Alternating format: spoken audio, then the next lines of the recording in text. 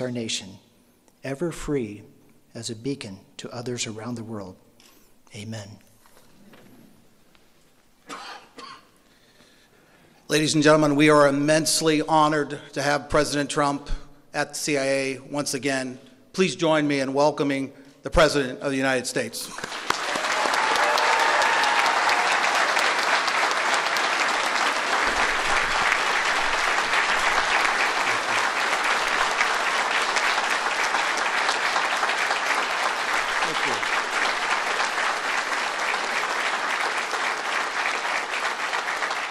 Well, thank you very much and good morning. I want to thank all of you and our distinguished guests for joining us today for a ceremony like few will ever have again. This is a very special one, including Vice President Pence, Secretary Pompeo, Secretary Mnuchin, Secretary Chao, Secretary Perry, Secretary Nielsen, Director Coates, and my nominee for the VA Secretary, who will do a fantastic job, Robert Wilkie. Thank you very much. I want to give a special thank you for being here to Chairman and Senator Richard Burr. Thank you very much, Richard. And a very courageous man, he's courageous, Congressman Devin Nunes. Thank you very much, Devin, for being here. Appreciate it. Most especially, I want to thank you, the dedicated men and women of the Central Intelligence Agency. It is a true honor to stand here today before the most elite intelligence professionals on the planet Earth. Nobody even close. You face down our enemies, you protect our families, you stand and watch over our great nation. You don't do it for fame or fortune or glory. You do it for your country. America is forever grateful. Thank you very much. We're here today for the swearing in of a very special person, your new CIA director, someone who has served this agency with extraordinary skill and devotion for 30 years, Gina Haspel. Gina, congratulations. There is no one in this country better qualified for this extraordinary office than you. By the way, if you don't agree with that, please let me know now before it's too late, okay? Immediately. Have to do it quickly. You live in the CIA, you live the CIA, you breathe the CIA, and now you will lead the CIA. Congratulations.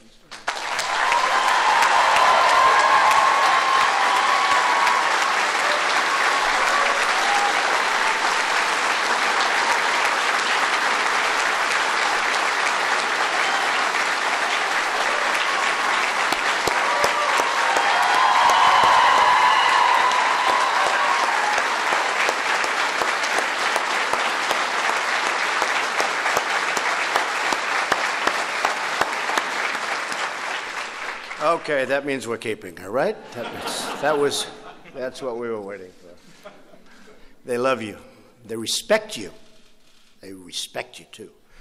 A native of Ashland, Kentucky, Gina's father served in the U.S. Air Force. She spent much of her childhood overseas. From a young age, she was instilled with a deep love of our country, which combined with a thirst for adventure. That led her to the CIA. Throughout her storied career at this agency, Gina has truly done it all. She's completed 7 field tours, served as a case officer, recruited assets, run stations, captured terrorists, and disrupted networks that proliferate deadly weapons. They send those weapons all over and you catch them. You're going to get even better now. Better than ever before. You're the best. You're going to be better than ever before, and we're getting you the resources to do it. Our enemies will take note. Gina is tough. She is strong. And when it comes to defending America, Gina will never, ever back down. I know her. Spent a lot of time with Gina. Gina played a crucial role in our fight against al-Qaeda. Her first day on the job at the CIA's Counterterrorism Center was September 11th, 2001, and she tirelessly hunted terrorists for the next 3 years. She went on to become Deputy Director of the National Clandestine Service and most recently, Deputy Director of the CIA. During her decades of distinguished service, Gina has earned the George H.W. Bush Award for Excellence in Counterterrorism and the Intelligence Medal of Merit. Most importantly, she has earned the universal respect, admiration, and trust of her colleagues here at the CIA, throughout the government, and all over the world. Gina is truly respected. And today, we also mark another proud milestone as Gina becomes the first woman ever to lead the CIA.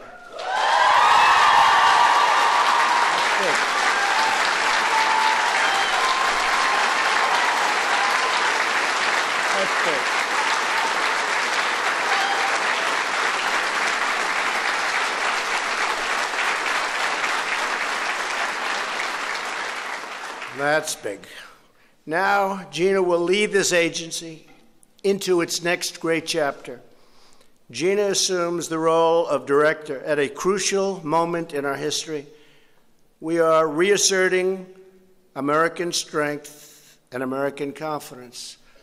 And by the way, America is respected again.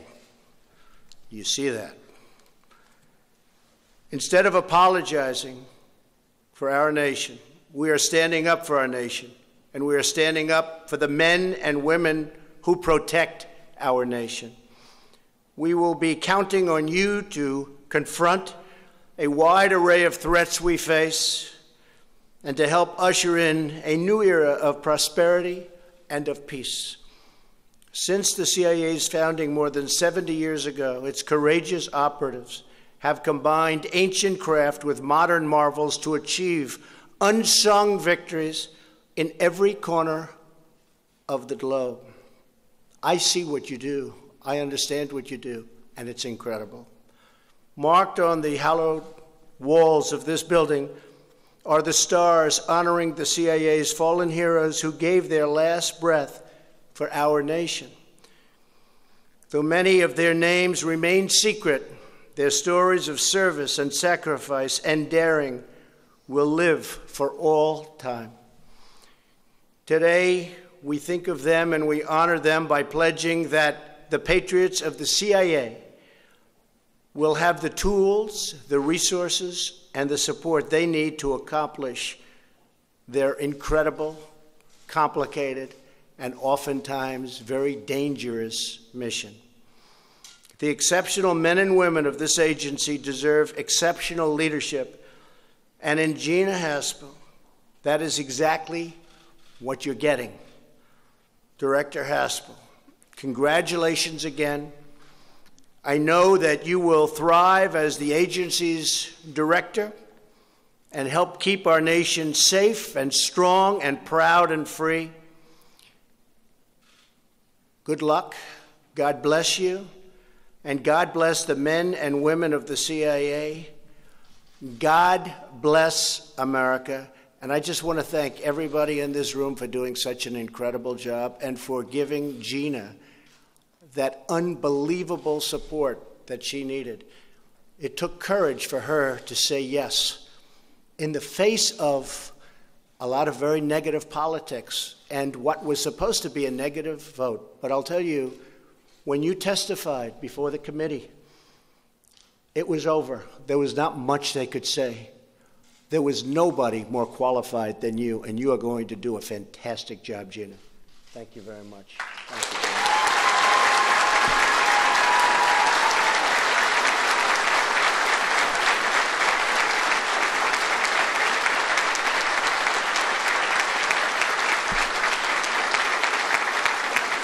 So with that, I'd like to ask our great Vice President to administer the oath of office. Thank you all very much. Thank you.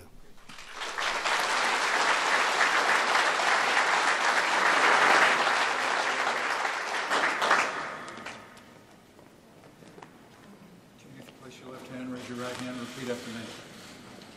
I, Gina Haspel, do solemnly swear I, Gina Haspel, do solemnly swear that I will support and defend the Constitution of the United States that I will support and defend the Constitution of the United States against all enemies, foreign and domestic, against all enemies, foreign and domestic, that I will bear true faith and allegiance to the same, that I will bear true faith and allegiance to the same, that I take this obligation freely, that I take this obligation freely, without any mental reservation without any mental reservation or purpose of evasion, or purpose of evasion, and that I will well and faithfully discharge that I will well and faithfully discharge the duties of the office on which I'm about to enter. the duties of the office for which I'm about to enter. So help me God. So help me God.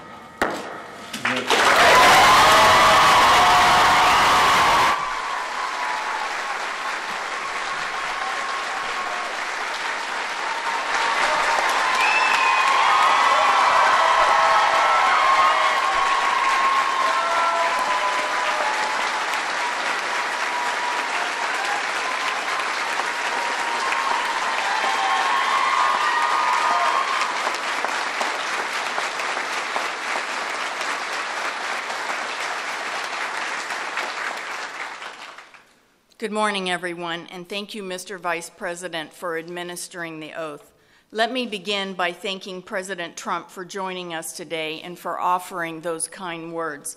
Mr. President, it means a great deal to me and to the agency that you made time to come out to Langley for this ceremony.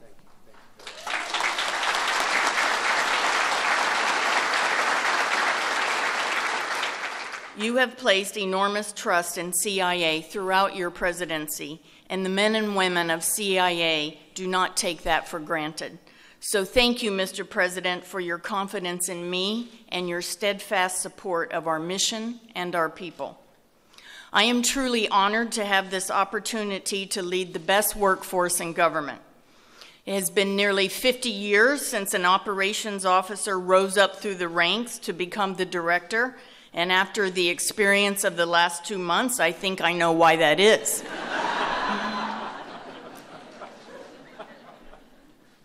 I look out in the crowd today and I see a strong representation of the CIA's past, present, and possibly even the future.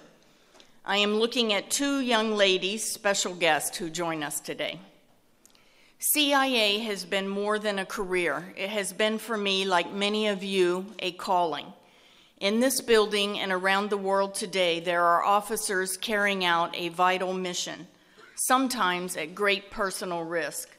I want each of you to know that I took on the position of director because I want to represent you as well as lead you. My years at CIA have rewarded me in ways that I could never have imagined, and I will continue to give it and you my all.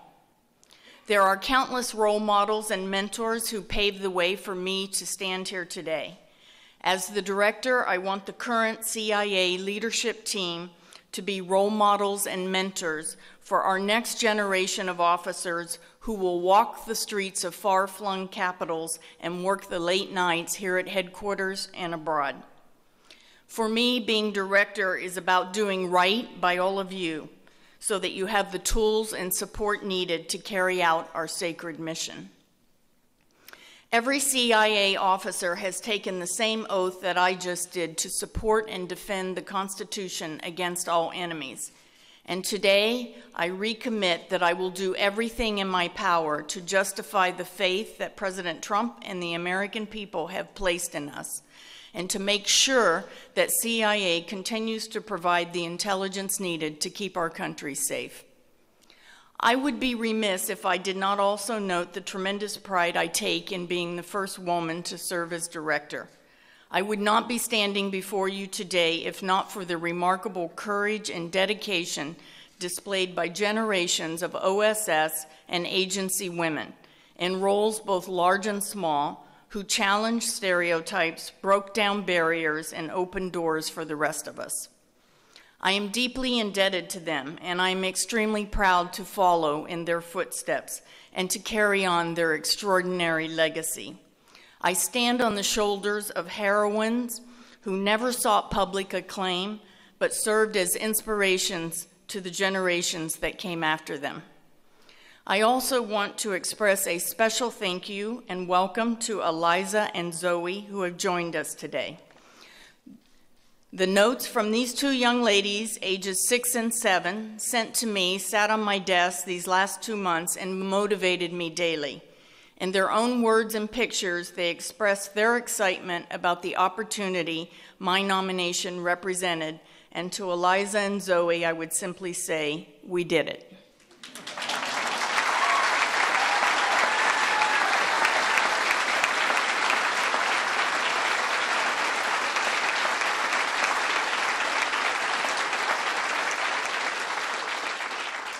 Lastly, allow me just a moment to talk about the future of this agency.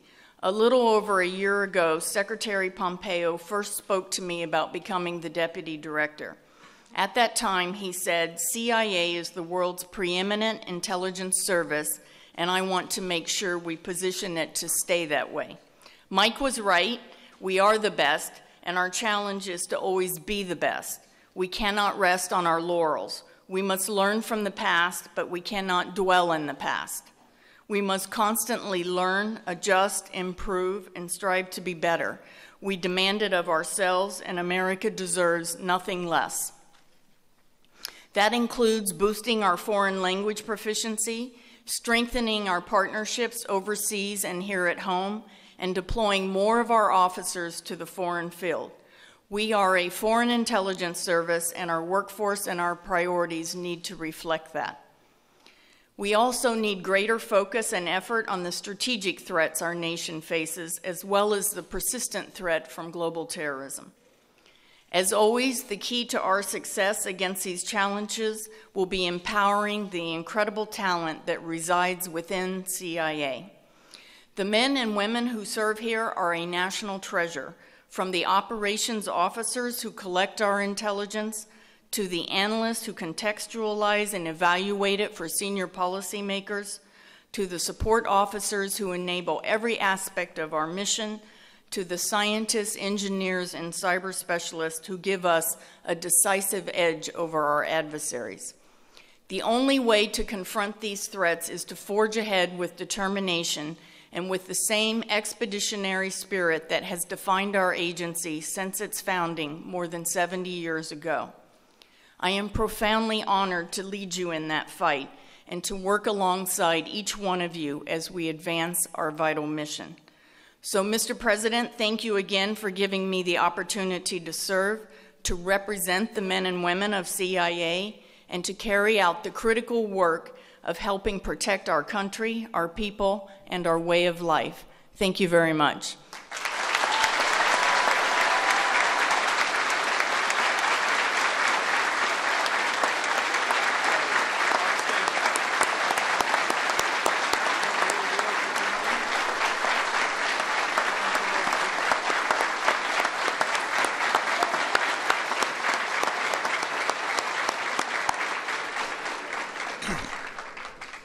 On behalf of the Director of the Central Intelligence Agency, thank you to our distinguished guests and to each and every one of you for participating in today's ceremony. As we close the ceremony, I would just ask the audience to please remain in place while the presidential party and Director Haspel depart the lobby. Once they depart the lobby, those in the lower lobby, please exit the front by the seal, and our guests that are here in the upper lobby, please adjourn to the portrait gallery to my right to join the director for a reception. Thank you again for being with us today.